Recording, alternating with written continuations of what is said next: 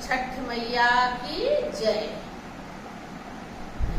तो भादव में कृष्ण पक्ष तो हल छठी मैया का व्रत मनाया जाता। अब की वर्ष 14 तारीख 14 अगस्त 2025 को हल छठ मनाएंगे हम लोग, जिसको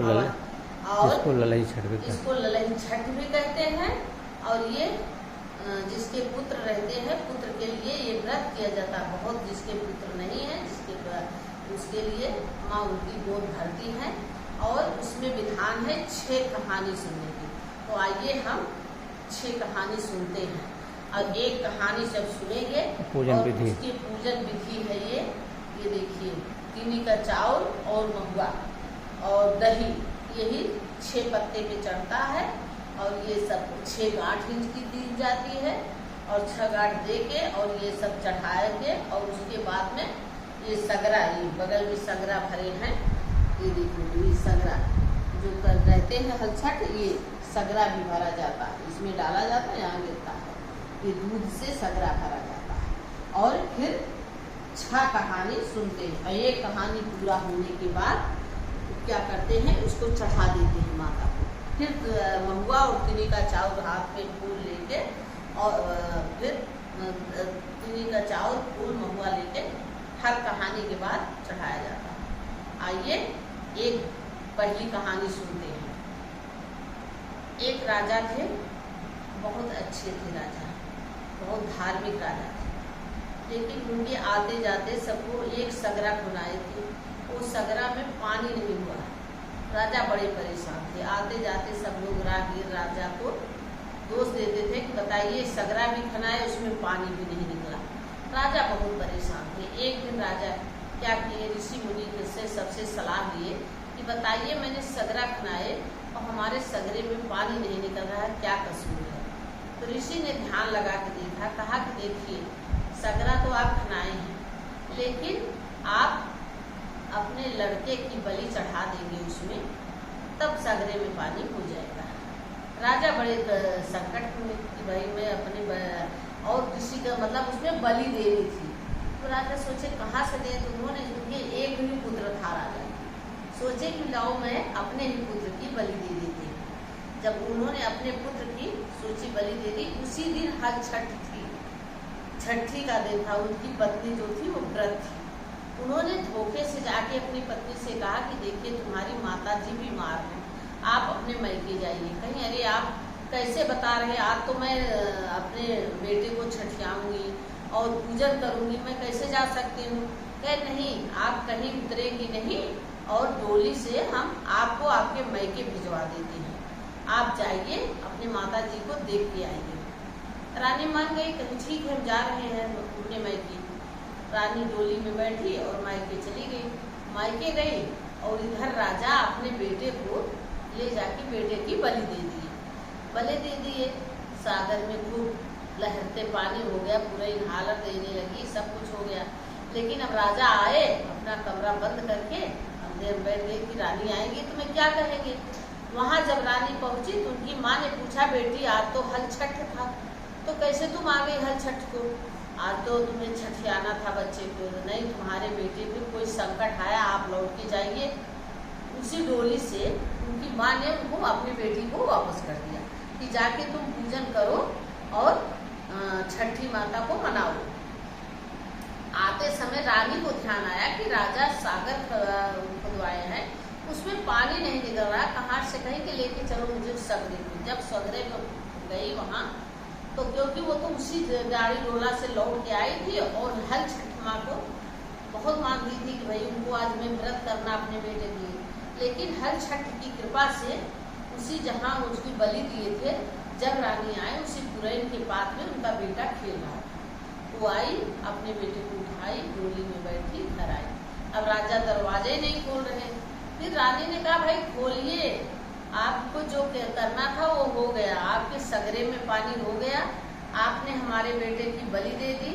और लेकिन छठी मैया ने हमारे बेटे को वापस दे दिया। और जो विधि विधान से जो छठी माई का पूजा करता, सबके हर मनोकामना पूर्ण करती। बोलो छठी मैया की जय। पहली कहानी समाप्त। दूसरी कहानी, एक ग्वालिन थी। ग्वालिन के बच्चा होने वाला था, पीड़ा से व्याकुल थी। उसने अपने पति से कहा कि देखिए, अगर मेरा बच्चा हो जाएगा तो मैं दूध दही नहीं बेच पाएंगे, इसलिए मैं जा रही हूँ, आप दूध दही बेच आएंगे। और तो उनके पति ने कहा, देखिए तुम दूध दही लेके तो जा रही हो और तुम भैंस और गाय का दोनों दूध मिलाई हो, कहीं दही में मिलाई हो और ऐसे करोगी, कहीं नहीं, मैं जा रही बेचने, गई हूँ बेचने, और भैंस और गाय का दोनों को दही मिलाई थी। जब जा रहे थे रास्ते में उसके बहुत देर से पेट में दर्द होने लगा, क्योंकि उसी समय उसका बच्चा वहाँ पैदा हुआ। एक झरबैली के बगल में उसने अपना बच्चा छिपा दिया और चली गई। वहाँ पूरे गांव में दूध दही छठ मैया के लिए दे के चली आई। और इधर जहाँ झरबैली में अपने बेटे को छिपाई थी, वहाँ एक किसान हल चला रहा था, वो फाड़ जाके उसके पेट में लग गया बच्चे के। किसान देखा, घबरा गया, लेकिन इसका बेटा तो मर गया। उसने लेकिन तब भी हिम्मत नहीं हारी किसान ने, एक कांटा लेके उसका पेट सिल दिया और वहीं झरबैली में छिपा दिया। जब ग्वालिन लौट के आई तो देखी कि उसका बच्चा मरा पड़ा है। उसको समझते देर नहीं लगी, उसने फटाफट सोची कि मैंने दूध दही सबको छिपा के दिया था, गाय और भैंस का मिला के, इसीलिए छठी माँ मुझसे नाराज हो गई। वो फिर लौट के गई, गांव में सबसे बताई कि भैया देखिए आप लोग चढ़ाना मत, क्योंकि मैं दूध भैंस और गाय का दोनों मिला के दी हूँ और इसी कारण मेरा बच्चा मर गया, आप लोग हमें माफ़ कर दो। सब लोग कहा, भाई देखो ग्वालिन ने आके बता दी और उसको माफ़ कर दी। कहीं हे छठी मैया, इसने आके सबको सच सच बता दिया, इसके बच्चे को आप ठीक कर दो। वहाँ आई देखी तो उसका बच्चा जीवित था। उसी दिन से उसने सोचा झूठ बोलना पाप है और कसम ले ली कि आज से मैं झूठ नहीं बोलूँगी, और फिर वो कभी झूठ नहीं बोली और छठ मैया का विधि विधान हर साल पूजा करती थी। बोलो छठी मैया की जय। दूसरी कहानी समाप्त। चलो, बोलो छठ मैया की जय। छठ मैया की तीसरी कहानी। एक राजा थे, उनकी 7 रानियां थी। उनकी किसी रानी के कोई बच्चा नहीं था। राजा बड़े दुखी थे कि भाई मेरा इतना बड़ा राजपाट था, एक के बाद एक शादी करते गए, कोई बच्चा नहीं था। फिर उनके बाद राजा बड़े दुखी थे, उनके पास बहुत सारी भैंस थी, ना रानियों के बच्चा था, ना वो भैंस गाय के भैंस के पास बच्चा था। राजा बड़े परेशान थे। राजा ने एक दिन क्या किया, सारी भैंस को छोड़ दिया, सब चली गई।